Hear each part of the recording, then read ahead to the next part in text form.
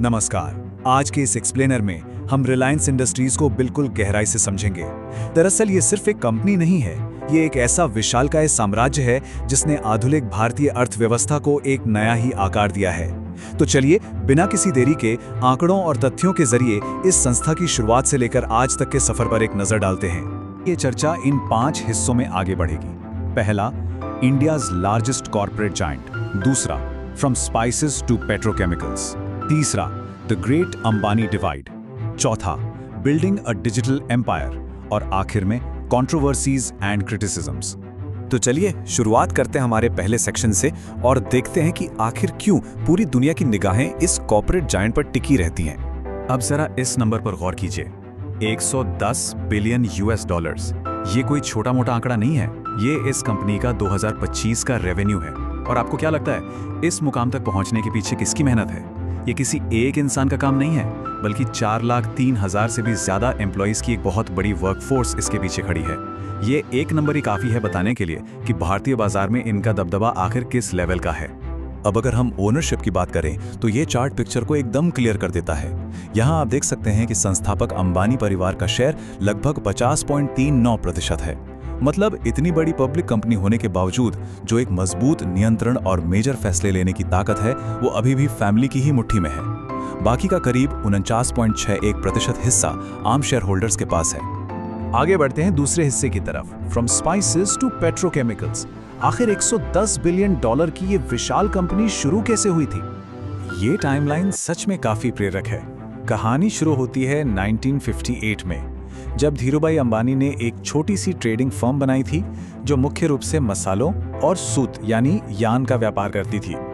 फिर आता है 1977, जब इनका आईपीओ लॉन्च हुआ और इसने पब्लिक का जबरदस्त ध्यान खींचा। और देखते ही देखते 1998 तक जामनगर इंटीग्रेटेड पेट्रोकेमिकल कॉम्प्लेक्स का निर्माण शुरू हो गया। सोचिए, कहाँ मसाले बेचने वाली एक छोटी सी फर्म और कहाँ आगे चलकर दुनिया की सबसे बड़ी ऑयल रिफाइनरी। और इनकी ये ग्रोथ सिर्फ रिफाइनिंग तक ही नहीं रुकी। साल 2002 में कृष्णा गोदावरी बेसिन में एक ऐसी नेचुरल गैस की खोज हुई जिसने सब कुछ बदल कर रख दिया। इसका आकार कितना बड़ा था, जरा अंदाजा लगाइए।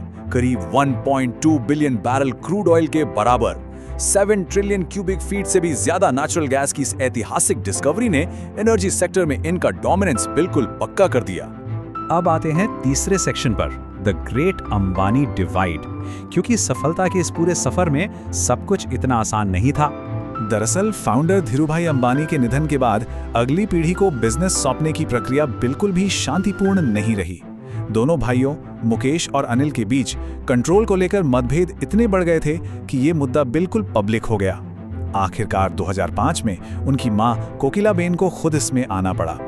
उन्होंने एक समझौता करवाया और इस विशाल रिलायंस ग्रुप को 2 अलग-अलग हिस्सों में बांटने का बड़ा फैसला लिया गया। यहाँ सबसे जरूरी पॉइंट ये है कि इस साम्राज्य का बंटवारा आखिर हुआ कैसे।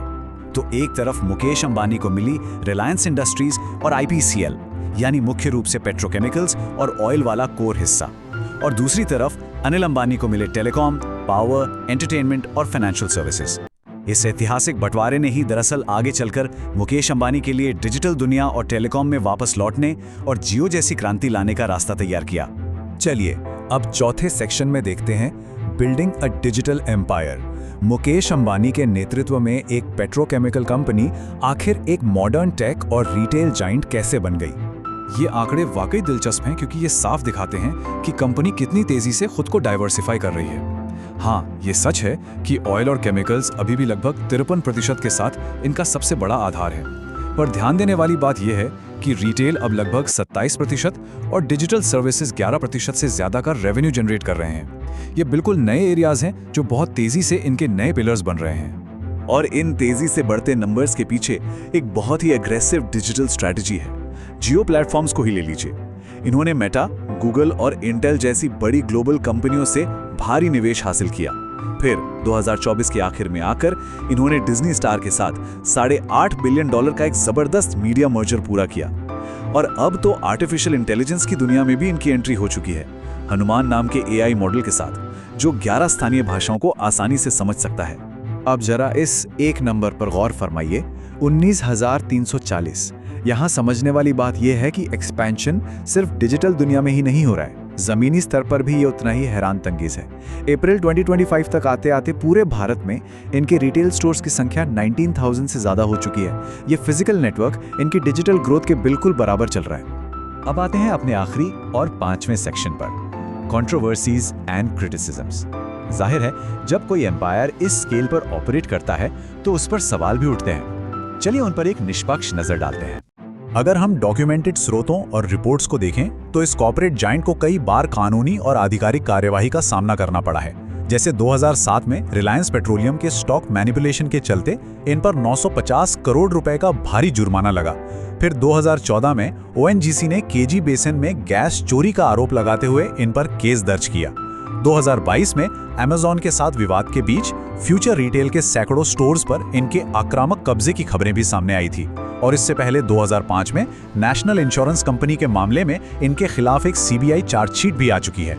ये वो फॉर्मल लीगल मैटर्स और इन्वेस्टिगेशंस हैं जो पब्लिक रिकॉर्ड में दर्ज हैं। और बात सिर्फ डोमेस्टिक मुद्दों की नहीं है, ये संस्था वैश्विक स्तर पर भी काफी मुश्किल जियोपॉलिटिकल चुनौतियों के बीच अपना रास्ता निकाल रही है। एक तरफ जहां पश्चिमी देशों के कड़े सैंक्शंस लगे हुए हैं, वहीं इनका रूस की रोसनेफ्ट कंपनी के साथ हर साल $13 बिलियन का ऑयल कॉन्ट्रैक्ट लगातार जारी है। और दूसरी तरफ चीन की टेक्नोलॉजी रिस्ट्रिक्शंस के चलते इनके ईवी बैटरी प्रोजेक्ट को काफी बड़ा झटका लगा जब ज़ियामिन हिथियम ने अपना लाइसेंसिंग एग्रीमेंट वापस ले लिया। सोचकर देखिए, इन दोनों वैश्विक दबावों को एक साथ बैलेंस करना कितना जटिल काम है। तो इन सब बातों को ध्यान में रखते हुए आखिर में हमारे सामने एक सबसे बड़ा सवाल खड़ा होता है। ऐसे वक्त में जब रिलायंस इन वैश्विक प्रेशर्स और पिछले कंट्रोवर्सीज के बीच एआई और नई ऊर्जा की तरफ तेजी से बढ़ रहा है, तो आगे चलकर ये अकेली संस्था देश के 1 करोड़ लोगों के आर्थिक भविष्य की दिशा को किस तरह तय करेगी? ये सच में गहराई से सोचने वाला मुद्दा है। उम्मीद है इस एक्सप्लेनर ने आपको इस विशालकाय साम्राज्य की एक स्पष्ट और बेहतर तस्वीर दी होगी। चर्चा में शामिल होने के लिए धन्यवाद।